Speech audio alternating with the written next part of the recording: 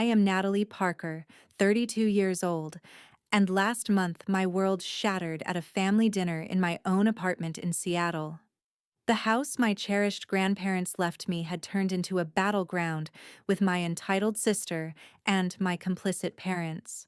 They had always showered Madison with everything while I scraped by on my own. That night, she slapped me across the face, shoved me toward the door with brutal force, and snarled, "Get out of my house."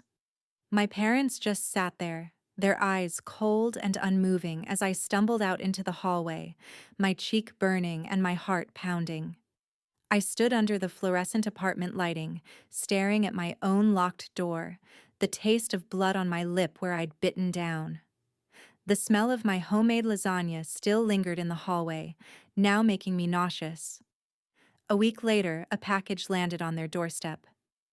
My mother blew up my phone with 47 missed calls, her voice frantically pleading through voicemail. "It was all a mistake," she sobbed. I texted back 3 words: "Get out now." Before coming to my story, I want to know what time you are listening and what city you are in. I'm happy to know how far my story spreads. A week earlier, I sat at my apartment's dining table in Seattle, arranging plates for a family dinner I hoped would mend old wounds. I'd spent hours cooking lasagna from Grandma Dorothy's recipe, the smell of garlic and tomato filling my small space. My sister Madison, 3 years younger, arrived late with my parents, her eyes scanning my modest home with a familiar sneer. My mother, Patricia Parker, handed me a store-bought dessert, muttering about traffic. My father, Robert Parker, barely nodded, already asking for a beer. I forced a smile, setting out appetizers, determined to keep things civil. Conversation started light. Work, my parents' book club. Madison lounged in a chair, scrolling her phone, barely joining in.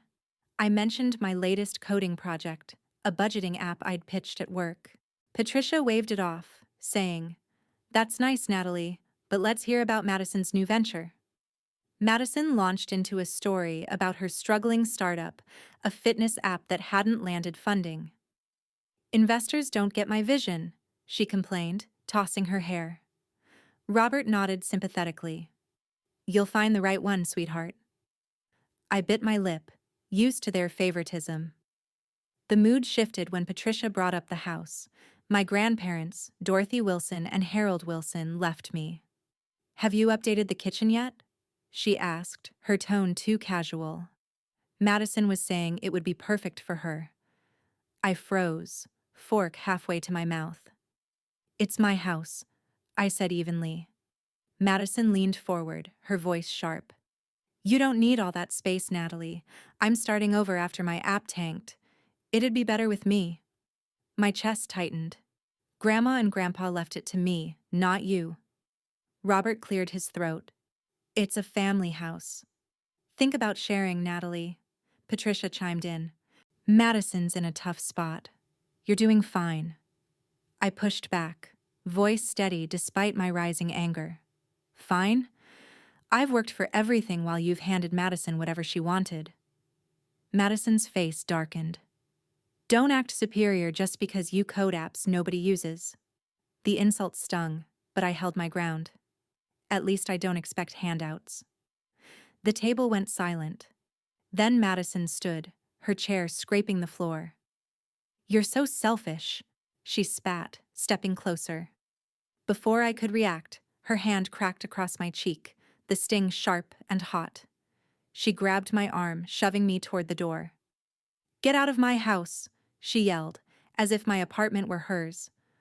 I stumbled backward, tripping over the threshold, and fell onto the grass outside, my arms scraping the pavement. Patricia and Robert sat frozen, their faces blank. Not a word of protest. I pulled myself up, tasting blood from my lip, and glared at the shut door. Something snapped inside me. "Game over," I whispered to myself, brushing dirt off my sleeve. I drove to a nearby coffee shop, my hands shaking on the wheel. My phone lit up with a text from my colleague Rebecca Hayes. "You okay? Call me." I dialed her number, my voice low as I recounted the fight. They want the house, Rebecca. They think it's theirs. Her response was firm. You need to protect what's yours, Natalie. Start digging. That night, alone in my apartment, I opened my laptop, pulling up the house's deed and Grandma Dorothy's will. I wasn't giving up without a fight. The next morning, I sat at my desk, the sting of Madison's slap still fresh on my cheek. My laptop glowed with the deed to the house Grandma Dorothy Wilson and Grandpa Harold Wilson left me. Their words from the will echoed in my mind. Natalie, you showed us true love. I wasn't letting my sister or parents take that away. I opened a browser, pulling up property records for our Seattle neighborhood. The house, valued at $2,000 when I inherited it 3 years ago, now sat at nearly $1 million. The tech boom had transformed our street into a hot market. My hands steadied as I realized the power I held. I dialed Rebecca Hayes, my colleague and closest confidant. Her voice was sharp over the phone. Natalie, you need to lock this down. They're banking on you caving. She suggested a lawyer she knew, a property expert named Karen Walsh. I called Karen, explaining the situation, my sister's demand, my parents' silence about the house. Send me the will and deed, Karen said briskly. Washington law is clear on inheritance. Let's see what we're working with. By noon, I emailed her the documents, my fingers trembling, not from fear, but from purpose. Karen called back that afternoon. Good news, she said. The will is airtight, signed with 3 witnesses and a doctor's note confirming your grandparents' mental clarity. Your parents and sister have been living there without permission, technically squatting. I leaned back, stunned.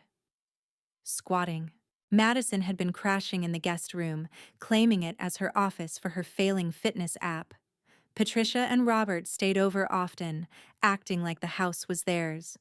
Karen continued, You can issue an eviction notice, 72 hours under state law, or sell it outright. Your call. I dug deeper, pulling up old emails from Patricia. Months ago, she'd asked about the house's wiring, claiming Madison needed stable internet for her startup. Robert had texted about the garage, saying it'd be perfect for Madison's equipment.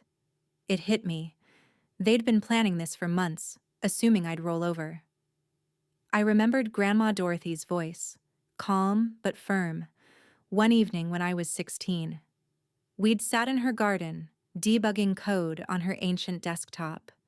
You're tougher than they think, Natalie, she'd said, her hands steady on the keyboard. Don't let their noise drown you out. Grandpa Harold had nodded, tweaking a circuit board. Build your own path, kid. Rebecca met me for coffee that evening at a shop near Pike Place Market. This is your moment, she said, stirring her latte. They've taken enough. Your college fund, your time, your peace. Demand what's yours. I nodded, my resolve hardening. Back home, I spread out the documents, the will, deed, and a market analysis I'd run through my real estate app. The numbers were clear. Selling the house to a young family, the Carters, for $85,000 was locked in, papers signed last week. I hadn't told my family, knowing they'd fight it. I drafted a plan with Karen. We'd send a package to the house, certified copies of the will, the sale contract, and an eviction notice. The Carters, a couple with 2 kids, loved the garden and the smart home system I'd coded. They'd move in next month. I pictured Madison's smug face when she opened that package, Patricia's panic, Robert's silence crumbling. For 30 years, I'd been the one to compromise, to step aside. Not this time. Sitting with those documents, my mind drifted to the years of being overlooked in our Seattle home. Growing up, my grandparents, Dorothy Wilson and Harold Wilson, were my anchor. Their cozy house with its creaky porch and blooming garden was where I felt valued. They'd sit me at their old PC, teaching me to code simple games, their patience endless. You've got a spark, Natalie, Grandma Dorothy would say, her eyes bright. Grandpa Harold would chuckle, tweaking a motherboard. Keep building, kid. You'll outshine them all. Meanwhile, my parents, Patricia Parker and Robert Parker, poured everything into my sister Madison Parker, 3 years younger. When I was 15, I needed a laptop for a coding camp. Patricia said, "We're tight on funds." A week later, Madison got a brand new MacBook for her startup ideas. I worked weekends at a coffee shop to buy a used Dell, its keys sticking from overuse.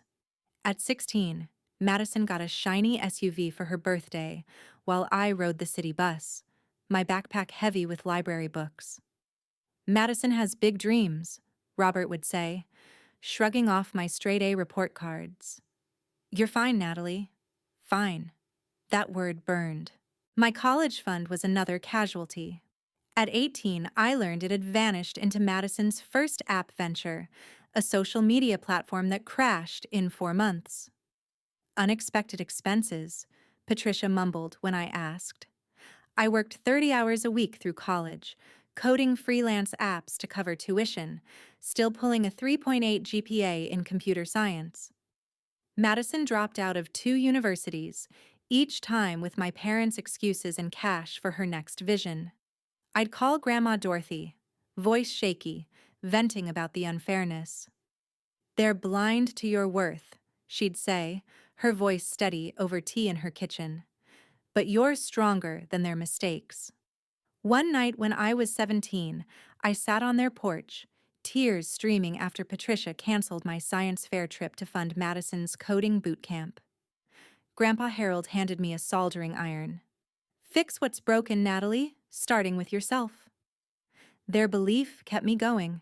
When they passed 3 years ago, their will left me the house with a letter in Dorothy's neat handwriting.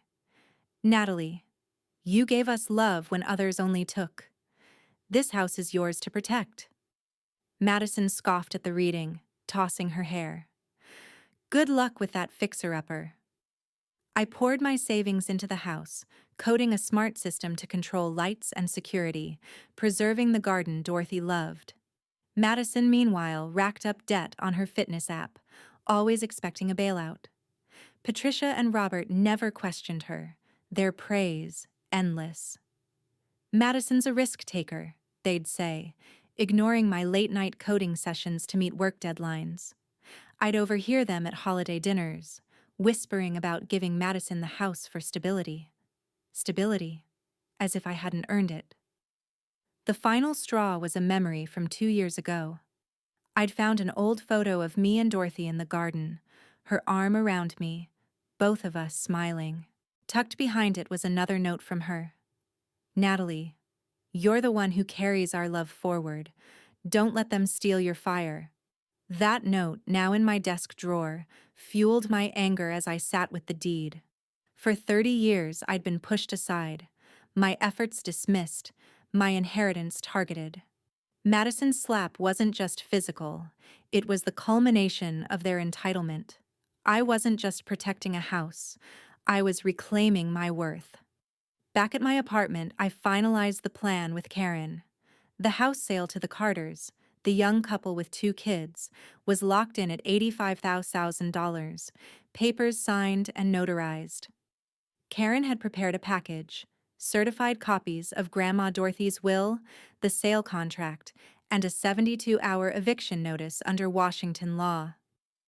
"This will hit them hard," she said over the phone, her voice calm but firm.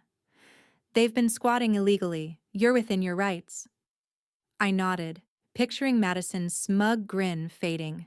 I overnighted the package to the house, my hand steady as I handed it to the courier. The next day, I left Seattle for a work conference in Portland, needing distance. My phone stayed on silent, but I knew the storm was coming. Rebecca texted, "Package delivered. Brace yourself." By evening, my voicemail was flooded. Patricia's first message was shaky. "Natalie, what's this about a sale? Call me now." Madison's was pure venom. "You're not getting away with this." Robert left a single, gruff message. "We need to talk." I ignored them all, focusing on my conference keynote, a pitch for my budgeting app. It felt like a small rebellion, prioritizing my work over their chaos. 2 days later, Karen called with an update. They opened the package, she said. Your mother's been calling my office nonstop, claiming it's a mistake. Madison's hired a lawyer, some guy named Paul Grayson. I smirked, knowing the will's strength. 3 witnesses, a doctor's note, untouchable after 3 years under Washington's statute of limitations. Let them try, I told Karen. What's next? She explained the eviction process. The Carters would take possession in 3 weeks, and the sheriff could enforce the notice if my family resisted. They're panicking, she added, Madison screaming about her rights to the house. I pictured the scene at the house. Madison pacing the living room she'd claimed as her office, ripping open the package to find the sale contract. Patricia clutching the will, her face pale as she read Dorothy's words naming me sole heir. Robert silent as always, staring at the eviction notice. They'd assumed I'd cave, hand over the house like I'd handed over my college fund, my time, my dignity. But I'd learned from Dorothy's quiet strength, her lessons in standing firm. You don't owe them anything, she'd told me once, her hand squeezing mine as we debugged code together. Madison's lawyer called me that afternoon, his tone slick. My client believes there's been a misunderstanding, Paul said. The house is a family asset. I cut him off. The will says it's mine. Check the records. He stammered, mentioning a possible contest. You're 3 years too late, I said, my voice cold. The sale's binding. Tell Madison to pack. Karen confirmed later that Paul backed off, admitting the case was dead on arrival. Washington law didn't bend for entitled siblings. I stayed in Portland another day, letting my family stew. Rebecca sent updates. Madison had posted a rant on social media, calling me a traitor. Patricia tried rallying cousins, claiming I'd stolen their legacy. I didn't respond. The Carters, unaware of the drama, emailed me a thank you note, gushing about the garden and the smart system I'd coded. Our kids can't wait to move in, they wrote. I smiled, knowing Dorothy and Harold would have loved their excitement. Back in Seattle, I met Rebecca at a diner near my office. They're falling apart, she said, sipping coffee. Madison's lawyer dropped her. Your parents are begging for a meeting. I shook my head. No meetings. They made their choice. I'd spent decades swallowing their demands, but the eviction notice was my line in the sand. Madison's slap, their silence, it all led here. I wasn't just selling a house, I was breaking free. 3 days after the package arrived, the fallout began. Amanda's lawyer, Paul Grayson, sent a final email admitting defeat. Washington's 3-year statute of limitations on will contests had expired, and the notarized documents were ironclad. The Carters, the new buyers, were set to move into the house in 18 days. Madison, Patricia, and Robert had 72 hours to vacate, or the sheriff would step in. Karen called me at my Portland hotel, her voice steady. They're out of moves, Natalie. The house is legally gone. I leaned back, quiet satisfaction settling in. For once, their entitlement had no leverage. Back in Seattle, Madison's world unraveled. Her fitness app startup, already struggling with missed loan payments, collapsed when creditors caught wind of her unstable housing. The bank seized her assets under Washington's lien laws, leaving her with nothing but a leased car and a pile of debt. She posted a desperate plea on social media, framing herself as a victim of my greed. Cousins and aunts flooded my inbox with accusations, parroting her story. I forwarded them the will and sale contract, letting Grandma Dorothy's words speak for themselves. Most went silent, their support for Madison fading as the truth spread. Patricia and Robert faced their own reckoning. To cover Madison's startup loans, they'd refinanced their own home 2 years ago, a risky move in Seattle's volatile market. With the house gone and no bailout from me, they couldn't keep up with payments. They filed for Chapter 7 bankruptcy, a public record that hit the local news. Their suburban home, once a status symbol, was foreclosed. They moved into a cramped rental apartment downtown, their social circle shrinking as friends distanced themselves from the scandal. Patricia's book club stopped inviting her. Robert's golf buddies canceled their outings. I watched from afar, back at my Seattle apartment. Rebecca met me for lunch at a cafe near Lake Union, her eyes wide as she scrolled through the latest headlines. "Madison's posting about moving into a motel," she said, shaking her head. "Your parents' foreclosure is all over the neighborhood forum." I sipped my coffee, feeling no guilt. For 32 years, they'd taken from me my college fund, my opportunities, my peace. Now their choices had built their own cage. Grandma Dorothy's voice echoed in my mind from a night we'd coded a light sensor for her garden. "Actions have consequences, Natalie," she'd said, wiring a circuit. "Yours and theirs." Madison tried calling once, her voice cracking through a voicemail. "You've ruined me, Natalie. Where am I supposed to go?" I didn't reply. She'd made her bed when she raised her hand against me, when she demanded what wasn't hers. Patricia sent texts begging for a meeting to fix this. I blocked her number.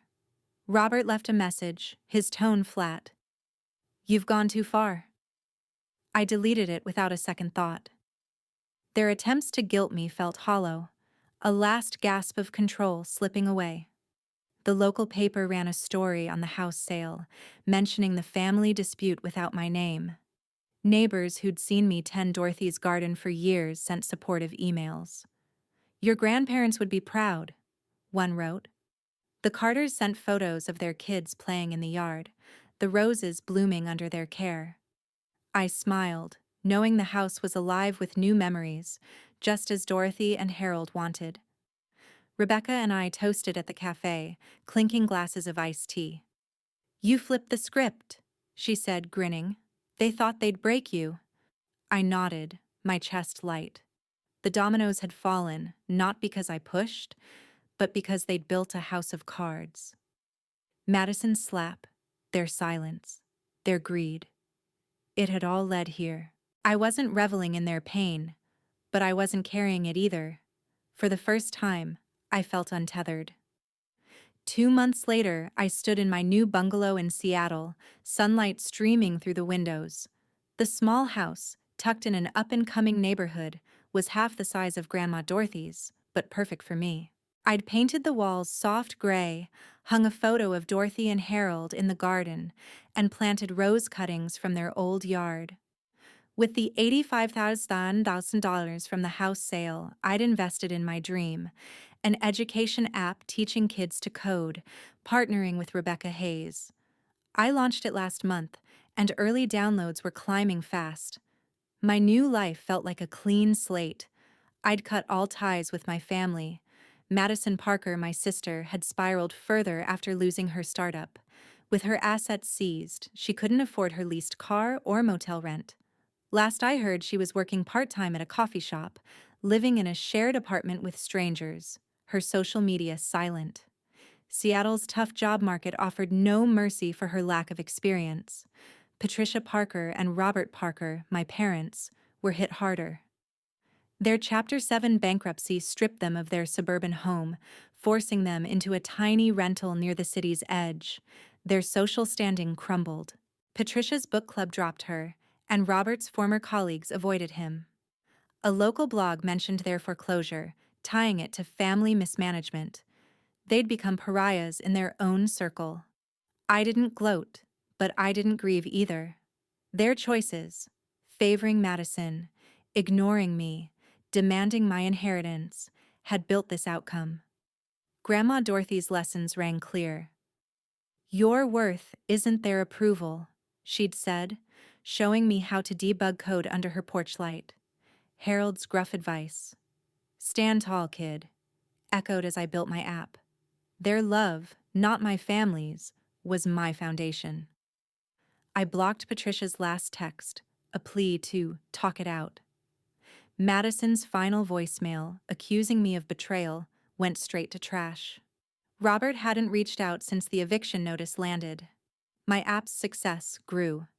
A Seattle tech conference invited me to speak, and I shared the stage with coders I'd admired for years.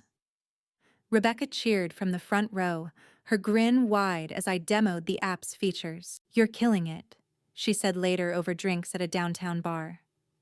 "Dorothy would be proud." I nodded, thinking of the nights I'd coded with her, her steady voice guiding me. The app wasn't just a job. It was my way of passing on her belief in building something meaningful. One evening, I drove past the old house. The Carters had settled in, their kids' bikes leaning against the fence, roses blooming brighter than ever. A new sign hung by the gate, naming the garden after Dorothy.